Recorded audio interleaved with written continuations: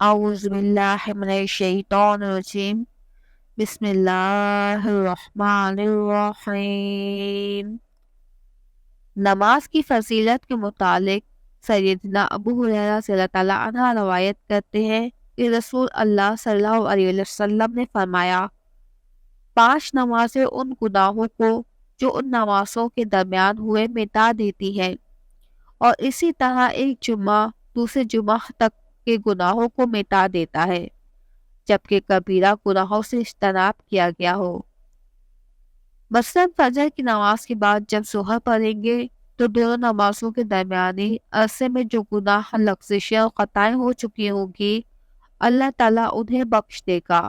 اسی طرح رات اور دن کے تمام صغیرہ گناہ نماز پنجگانہ سے معاف ہو جاتے ہیں۔ گویا 5 نمازوں پر ہمیشگی مسلمانوں کے نامہ اعمال کو ہر وقت صاف و سفید رکھتی ہے، حتیٰ کہ انسان نماز کی برکت سے آہستہ آہستہ ثقائل سے باز رہتے ہوئے کبیرہ گناہوں کے تصور سے ہی کانپ اٹھتا ہے۔ اگر عقیدہ، طریقہ نماز اور نیت درست ہو تو نماز ہمیشگی بندے کو گناہوں سے روک دیتی ہے۔ اگر کوئی شخص نماز پڑھنے کے باوجود کبیرہ گناہوں کا ارتکاب کرتا ہو تو یقیناً مرکوزہ 3 اوصاف میں سے کسی ایک میں ابھی تک خلل موجود ہے، جس کی اصلاح ضروری ہے۔ ایک اور حدیث جو کہ سیدنا ابو ہریرہ رضی اللہ تعالیٰ عنہ روایت کرتے ہیں کہ رسول اللہ صلی اللہ علیہ وسلم نے صحابہ رضی اللہ تعالیٰ عنہ سے فرمایا، بھلا مجھے بتاؤ، اگر تم میں سے کسی کے دروازے کے باہر نہر ہو اور وہ اس میں ہر روز 5 بار نہائے، پھر بھی اس کے جسم پر میل باقی رہے گا؟ صحابہ رضی اللہ تعالیٰ عنہ نے کہا، نہیں۔ آپ صلی اللہ علیہ وسلم نے فرمایا، یہی مثال 5 نمازوں کی ہے، اللہ تعالیٰ ان کے سبب گناہوں کو معاف کر دیتا ہے۔ سیدنا انس رضی اللہ تعالیٰ عنہ روایت کرتے ہیں کہ ایک شخص نے رسول اللہ صلی اللہ علیہ وسلم کی خدمت میں حاضر ہو کر عرض کیا کہ میں نے گناہ کیا اور بطور سزا میں حد کو پہنچا ہوں، لہٰذا مجھ پر حد قائم کریں۔ آپ نے اسے حد کا حال دریافت نہ کیا، یہ نہ پوچھا کہ کون سا گناہ کیا ہے۔ اتنے میں نماز کا وقت آ گیا۔ اس شخص نے آپ کے ساتھ نماز پڑھی۔ جب آپ نے نماز پڑھ لی تو وہ شخص پھر کھڑا ہو کر کہنے لگا، اے اللہ کے رسول صلی اللہ علیہ وسلم، تحقیق میں حد کو پہنچا ہوں، لہٰذا مجھ پر اللہ کا حکم نافذ کیجیے۔ آپ صلی اللہ علیہ وسلم نے فرمایا، کیا تو نے ہمارے ساتھ نماز نہیں پڑھی؟ اس نے کہا، پڑھی ہے۔ آپ صلی اللہ علیہ وسلم نے فرمایا، اللہ نے تیرا گناہ بخش دیا ہے۔ اللہ کی رحمت اور بخشش کتنی وسیع ہے کہ نماز پڑھنے کے سبب اللہ نے اس کا گناہ، جسے وہ اپنی سمجھ کے مطابق حد کو پہنچنا کہہ رہا تھا، معاف کر دیا۔ معلوم ہوا کہ نماز گناہوں کو مٹانے والی ہے۔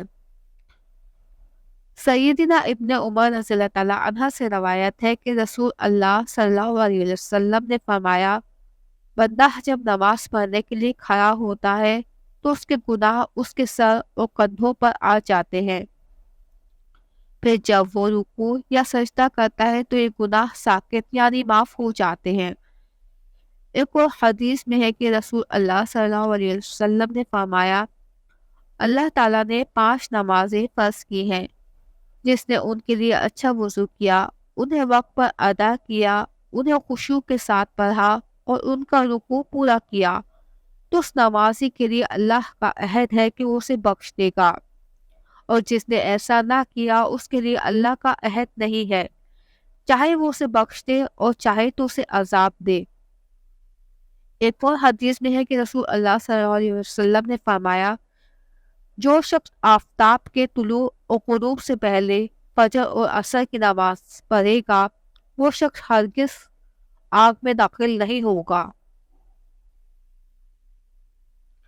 سیدنا عثمان رضی اللہ تعالیٰ عنہ روایت کرتے ہیں کہ رسول اللہ صلی اللہ علیہ وسلم نے فرمایا، جس شخص نے نماز عشاء با جماعت ادا کی تو اس کے لیے اتنا ثواب ہے کہ گویا اس نے آدھی رات تک قیام کیا، اور جس نے صبح کی نماز با جماعت پڑھی تو اتنا ثواب پایا کہ گویا اس نے تمام رات نماز پڑھی۔ ایک اور حدیث میں ہے کہ رسول اللہ صلی اللہ علیہ وسلم نے فرمایا، جس شخص نے صبح کی نماز پڑھی وہ اللہ کے ذمہ امن و امان میں ہے۔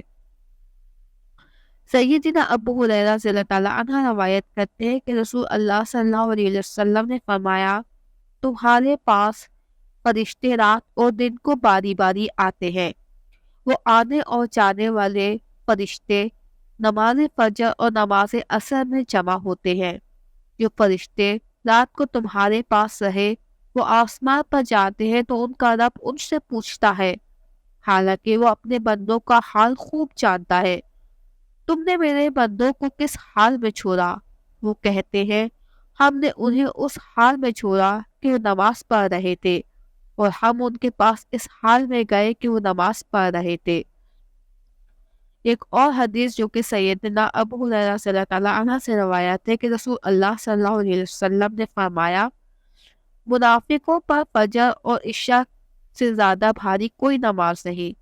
اگر انہیں ان نمازوں کا ثواب معلوم ہو جائے تو ان میں ضرور پہنچے، اگرچہ انہیں سرین پر گھسٹ کر ہی آنا پڑے۔ سرین پر گھسٹ کر آنے کا مطلب یہ ہے کہ اگر پاؤں سے چلنے کی طاقت نہ ہو تو ان نمازوں کے ثواب اور اجر کی کشش انہیں چوتروں یعنی کولہوں کے بل چل کر مسجد پہنچنے پر مشہور کر دے، یعنی ہر حال میں پہنچے۔ نبی کریم صلی اللہ علیہ وسلم کو نماز عصر اس قدر پیاری تھی کہ جب جنگ خندق کے دن کفار کے حملے اور تیر اندازی کے سبب یہ نماز فوت ہو گئی تو آپ صلی اللہ علیہ وسلم کو شدید رنج پہنچا۔ اس پر نبی کرم صلی اللہ علیہ وسلم کی زبان مبارک سے یہ الفاظ نکلے، ہمیں کافروں نے درمیانی نماز یعنی نماز عصر سے باز رکھا حتیٰ کہ سورج بھی غروب ہو گیا۔ اللہ تعالیٰ ان کے گھروں اور قبروں کو آگ سے بھر دے۔ بے شک ان تمام حدیث کی روشنی میں ہمیں معلوم ہوتا ہے کہ نماز کی کس قدر فضیلت ہے اور کس قدر اس کا اجر و ثواب ہے۔ ہم مسلمان مرد عورت جب بھی نماز کو قائم کریں گے تو انشاءاللہ تعالی ہمارے تمام گناہ معاف ہو جائیں گے اور ہم ہر طرح کے گناہوں سے محفوظ ہو جائیں گے۔ اللہ پاک سے دعا ہے کہ اللہ پاک ہمیں قرآن و سنت کی تعلیمات کے مطابق نماز کو پڑھنے اور اس پر عمل کرنے کی توفیق دے اور ہمیں سیدھی راہ دکھلائے۔ آمین۔